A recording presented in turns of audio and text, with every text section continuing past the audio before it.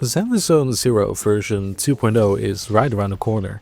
This also means that it's been almost a full year since Zenless released, and quickly turned into one of my favorite games over the past few years. Since then, a lot has changed. The game has grown in many expected ways. More characters, more areas to explore, more events to do, and a lot more story to uncover.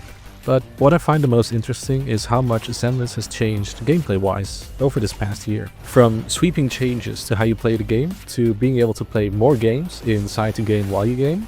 So let's take a look at how Zenless Zone Zero is a completely different game than at launch. The biggest change to Zenless since launch, in my opinion, is the removal of TV mode. TV mode was a way to bridge the gap between the agents out in the hollows and the Faven siblings back at the HDD. It turned the game into a grid-based puzzle game where you dart around solving puzzles and finding enemies, with different pickups and effects along the way.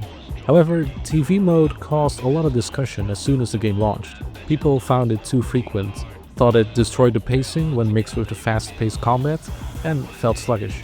This prompted Hoyoverse to completely stop using TV mode starting in version 1.2, moving to a more staged-based approach, with both combat and exploration being in the same levels. Since around 1.4 it has also been removed from earlier chapters of the story, making TV mode only playable in some side quests and certain Hollow Zero explorations. Personally, I both completely understand the reasons why people wanted TV mode to be removed, as it did break up the gameplay and pacing too much during longer story missions, but I also think that we lost a very fun bit of world building due to the loss of it, as TV mode served as more than just a gameplay gimmick. For me, it was also a narrative device, as it really puts you into the shoes of Belle and Wise as they helped their agents or Bang Boo traverse the hollows, with bad communication and a lot of mystery. It made the difference between the proxies and their agents very clear. But now that the siblings can also enter the hollow without much problems, I doubt we'll ever see TV mode return.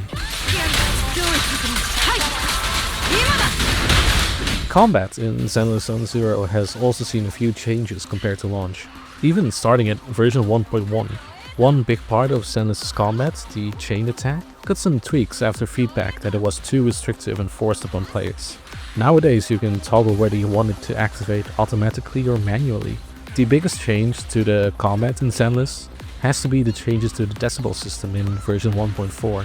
For those who need a refresher, the decibel system is that string of numbers you see in combat. The cooler and more effective moves you do, the faster it reaches 3000, after which you can pull out your ultimate. Before 1.4, this decibel meter was shared between your entire party, which meant that you could pop one ultimate before needing to start from 0 decibels again. This meant that 9 times out of 10 you'd pick a powerful DPS character's ultimate over a support's.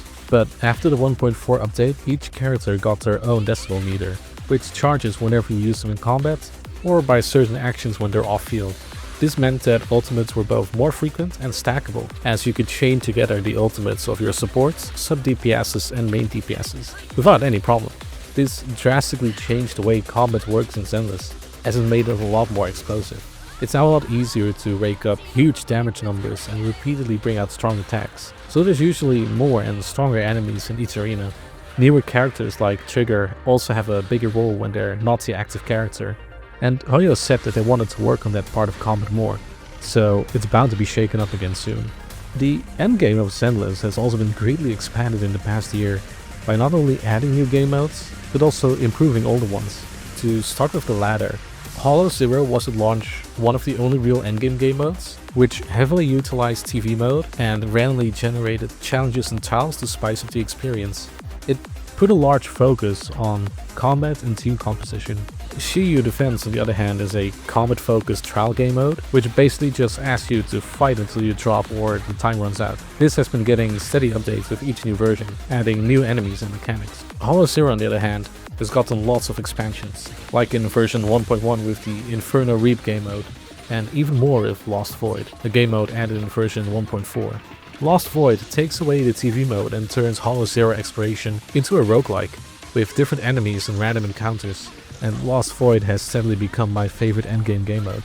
But that wasn't all, as Zenless decided to add completely new types of endgame content for players, starting with Endless Tower added in version 1.3. This is, as the name suggests, an almost endless tower full of combat trials on each floor for special rewards. The last endgame mode Zenless has added so far is Deadly Assault, which is a gauntlet of boss battles that rotates every so often. Each boss brings a different challenge, where different teaming comp and strategy are paramount. All the endgame modes of Zenless seem to focus a lot on how well you build your agents and how well you know their position in the team, as it's impossible to just casually play a lot of them, especially at higher difficulties. My plans? Your plans are my plans. Zenless has also improved the way we interact with our agents outside of combat and gameplay to build trust.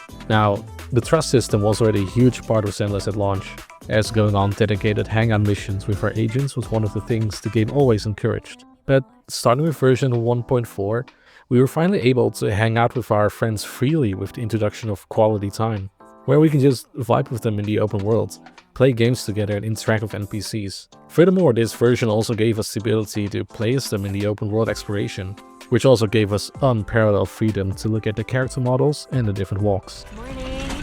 Want to start this beautiful day with a win?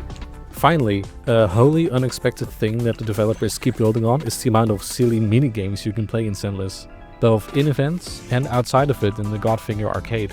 We already started with a big variety of minigames based off things like Snake, but I don't think anyone expected Hoyoverse to add their own spin of Vampire Survivors in the form of Bizarre Brigade into the game, which is almost as addicting as Zenless itself. The silliness was only ramped up when they made their own Arknights clone in the form of Bangbu Defense, whose return I'm eagerly awaiting.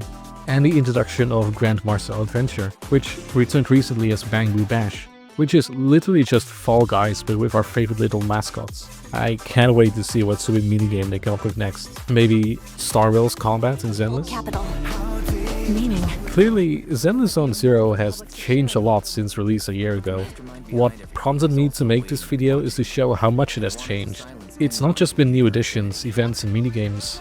The core fundamentals of Zenless have been shaken up more than once, with the removal of TV mode and the changes to the decibel meter, all as a response to player feedback and preference. No change is perfect, of course. I for one miss the narrative strength that TV mode had, but do prefer the gameplay of the current version of Exploration as it keeps the flow more intact. I can't wait to see how Zenless Zone Zero version 2.0 further shakes up the way we play the game for the next year. But when did you start playing Zenless Zone Zero? And which of these changes and additions are your favorites? Let me know in the comments. And if you enjoyed the video, consider subscribing, as I post regular deep dives into the games I love.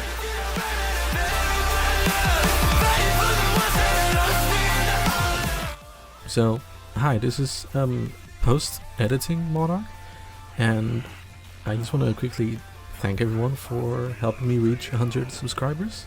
I did not think we would get here so fast, especially considering all I do is just yap about the games I like, but thank you for those that subscribed, for their support and confidence in me, and here's to the next milestone.